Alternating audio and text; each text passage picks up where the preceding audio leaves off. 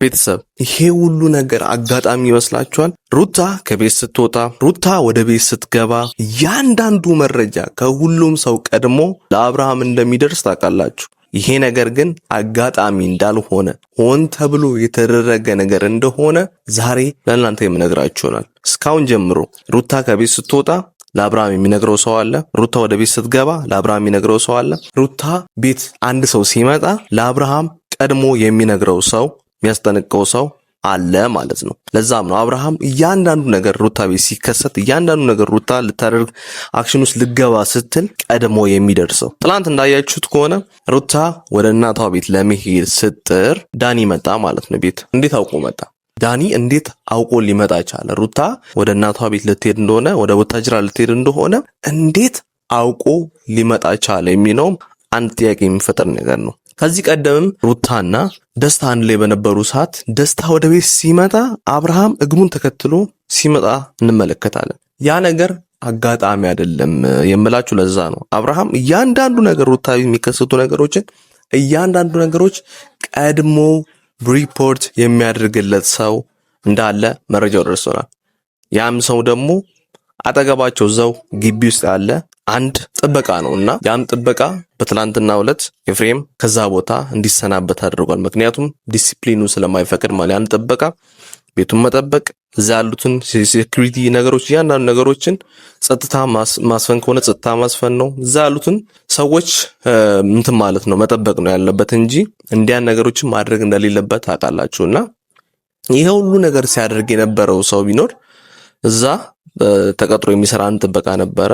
አብርሃም ለሱ አንዳንድ ነገሮችን ሪፖርት እንዲያደርግለት ሲጠይቀው ነበርና ያንዳንዱ ነገሮች ለዛ ነው አብርሃም ቀድሞ የሚደርስባቸው። ቀድሞ ሁሉ ነገሮች ሲደረጉ ቀድሞ የሚያደርገው ቀድሞ የሚሰማው ከያንዳንዳችን ከሁላችንም ቀድሞ ሁሉ ነገር ሪፖርት የሚደረግለት ሰው አብርሃም ነውና ያም ሰው ደግሞ ትላንት ከስራው ተባሯል ማለት ነው። ምክንያቱም ይሄ የስራው ዲሲፕሊን ስለማይፈቅድ ነውና አብርሃም ባይዜ ከሩታ ህይወት መውጣት እንደማይፈልግ ደጋግሜ ተናግሬያለሁ።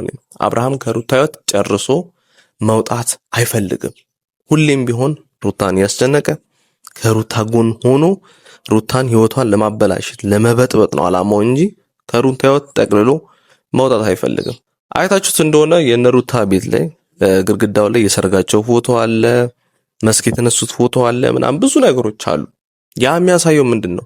ሩታ ለአብርሃም ያላትን ፍቅር እስካሁን እንዳልቀነሰና አብርሃምን አሁንም ከልቧ እንደምትወደው አብርሃም ግን ለዚህ ህይወት ይመጥናል ብዬ አላምንም። እሷ ባደረገችው ልክ፣ እሷ በሆነችለት ልክ፣ እሷ በከፈለችለት መስዋዕትነት ልክ ለሩታ ለትዳሩ ለከፈለችው መስዋዕትነት ልክ አብርሃም በዛ ልክ ይገባዋል ብዬ አላምንም እኔ።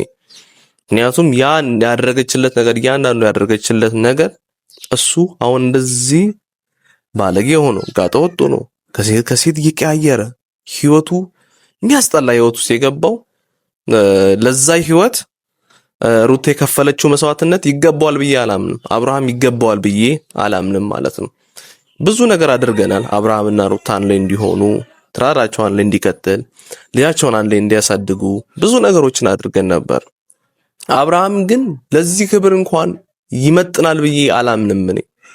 ትዳር ለሚለው ሌቭል በተለይ ደግሞ ለሩታ ከሩታ ጋር ለሚኖሩት ህይወት በትዳር ለሚኖሩት ህይወት ይመጥናል ብዬ አላምንም። እንደው በጣም ለሩታ ክብር ያንሳል ብዬ ነው አሁን ላይ የማምነው። ምክንያቱም የሚደረጉ ነገሮችን እያንዳንዱን ታውቁታላችሁ እናንተ። አደባባይ ላይ ወጥቶ ከአንዷ ሴት ወደዛ ሴት ከአንዷ ሴት ወደዛ ሴት ሲቀያየር ነው የምናየውና ይሄ አንድ ወንድን የሚገልጽ ነገር አይደለም። አብርሃም የሚያደርገው ነገር አንድ ክብር ያለውን ያደርጋል ብዬ የማላስበውን ነገር ነው የሚያደርገው። ለሴት ልጅ የሚያስብ፣ ለሴት ልጅ የሚጨነቅ፣ ለሴት ልጅ ክብር የሚያስብ ሰው በዚህ ልክ ክብሩን አውርዶ ሚዲያ ላይ ወጥቶ እንደዚህ ይወርዳል ብዬ አላምንም እኔ። ይሄ ልክም አይደለም ደግሞ። ለዛም ነው የሩታ ክብር ከፍ ይላል ብላችሁ የሩታ ቫልዩ በዚህ ህይወት ላይ በሩታ ቫልዩ ከፍ ይላል ብዬ የማምነው ለዛ ነው። ደግሞ ዳኒ መተ ስለ ፍቅር መጥፎ ነገር ማውራት ምናምን ብዙ ነገሮችን ማውራት ይሄ ካንተ እንጠብቀዋለን እንጠብቀዋለን። ግን አንተ ምን አይነት ሰው ነህ የሚለው ነገር መጀመሪያ ማየት አለብን። አንተ ምን አይነት ሰው ነህ?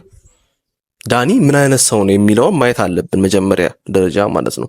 ዳኒ አንደኛ ሲበዛ አስመሳይ ነው። ሁላችሁም ታውቃላችሁ። ሲበዛ አስመሳይ ነው፣ ውሸታም ነው፣ አቋም የሌለው ነው፣ ወላዋይ ነው፣ በነፈሰበት የሚነፍስ ነው። ንፋስ በዚህ ጋር ከመጣ በዚህ ጋር ይሄዳል፣ በዚህ ጋር ከመጣ በዚህ ጋር ይሆናል። አንዴ ከሩታ ይሆናል፣ አብርሃም ጋር ይሆናል ማለት ነው። የዳኒን አቋም ተውት።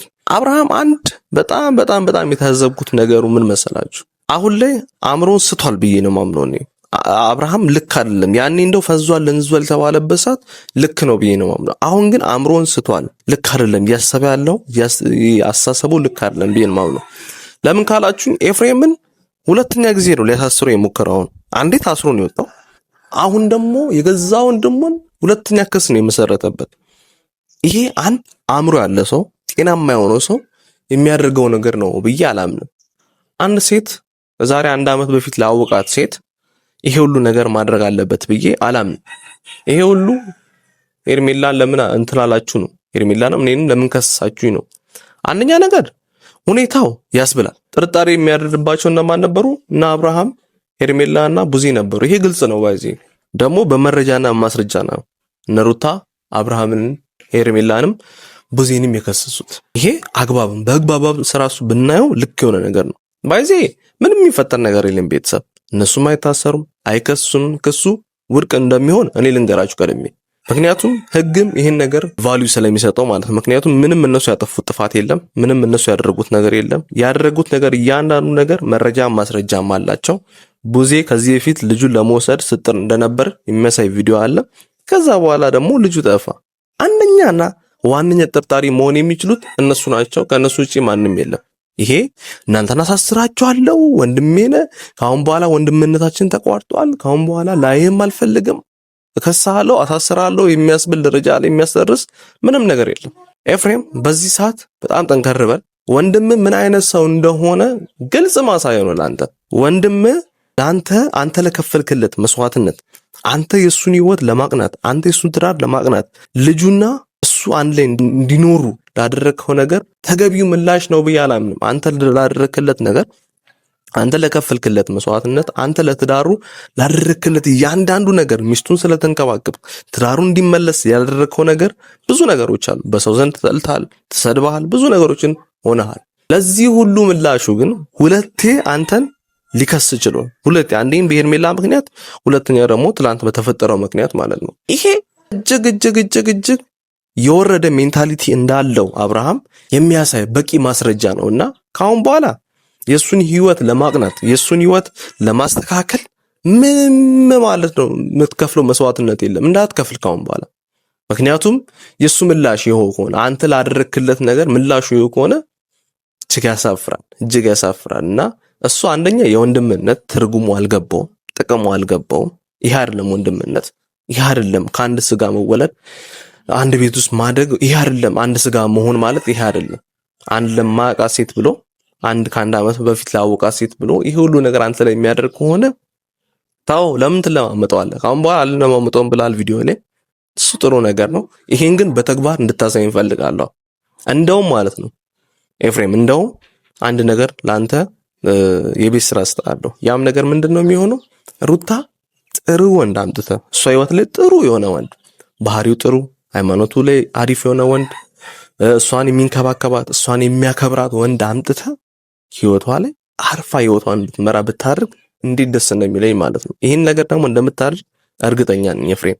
ይህን ነገር አድርገህ ለአብርሃም ማሳየት አለብህ። ምክንያቱም እሱ ክብር የሚወድለት አይነት ወንድ ስላልሆነ ማለት ነው። ይህን ነገር በትክክል ለአብርሃም እንድታሳየው እፈልጋለሁ። ምክንያቱም አንተ ለከፈልክለት መስዋዕትነት፣ አንተ ለከፈልክለት ነገር በሙሉ ተገቢውን ምላሽ ተሰጥቷል ብዬ ስለማለት፣ ተገቢውን ክብር ተሰጥቷል ብዬ ስለማላምን ማለት ነው። ማንም እኮ ዞር ብሎ ባላያክሳት ነው አንተ የእናንተን ትዳር ያንተና የሩታን ትዳር ለማቅናት እንደ ድሮ እንዲመለስ ሊያደርግ የቻለው ሰውዬ እሱ ብቻ ነው፣ ኤፍሬም ብቻ ነው። ትዳራችሁን ሊታደግ ልጁ ልዑል ያለ አባት እንዳያድግ በአባት እንክብካቤ በእናትም እንክብካቤ እንዲያድግ ብዙ ነገሮችን ሲያደርግ የነበረው ያ ነው። አብርሃም ግን ያ ሊታየው አልቻለም፣ ያ ሊገለጥለት አልቻለም። ለዛ ተገቢው ምላሽ ነው ብሎ ያሰበው አንተን ማሳሰር ነውና ለዚህም ደግሞ ትክክለኛውን የሆነ ምላሽ ለአብርሃም እንድታሳየው እፈልጋለሁ ማለት ነው። ይሄን ላንተ የቤት ስራ ስጣለው ኤፍሬም። እና ቤተሰብ ምንም የምትፈሩት ነገር የለም፣ ምንም ያስተነግጥ ነገር የለም። ሩታ አትታሰርም፣ ኤፍሬም አይታሰርም። በዚህ ግን ያየነው ነገር አንድ ነገር ቢኖር የአብርሃምን የጭንቅላት ደረጃውን፣ የሜንታሊቲ ደረጃውን፣ ያስተሳሰብ ደረጃውን ምን ያህል ልክ እንደወረደ የሚያሳይ ነገር ያደረገ ያለውና አብርሃም ካሁን በኋላ ካንተ የምንጠብቀው ነገር የለም፣ የምንለው ነገር የለም። ሁሉም ነገር ካንተ እንጠብቃለን። ምክንያቱም ብዙ የወረዱ ነገሮችን ስላደረግ፣ ብዙ የወረዱ ስራዎችን ስለሰራ ከዚህ በኋላ ካንተ የምንጠብቀው ነገር የለም ብለን የምናወራበት በኮንፊደንስ ምንም ነገር የለምና እንደውም ካንተ የምንጠብቃቸው ብዙ የወረዱ ነገሮችን ካሁን በኋላ ታደርጋለህ። እጅግ ግን ታሳፍራለህ።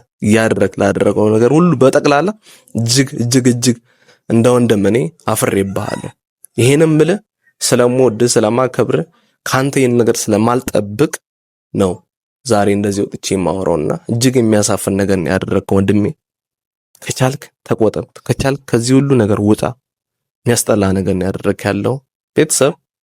ያው ምንም የሚፈጠር ነገር የለም። ዛሬ አብርሃም ቢመጣ ምንም የሚፈጠር ነገር የለም ለማለት ያለው። እስከ ቪዲዮ መጨረሻ ድረስ አብራችሁን ስለሆናችሁ ከልብ አመሰግናለሁ። በያላችሁበት የዓለም ዳርቻ ሰላማችሁ ብዝት ይበልልኝ። በጣም ነው የምወዳችሁ፣ በጣም ነው የማከብራችሁ። ሰላማችሁ ሁሉ ብዝት ይበል። በቀጣይ ቪዲዮ እንገናኛለን። መልካም ጊዜ ይሁንልን። የዛው ሰው ይበለን። ቴንክ ዩ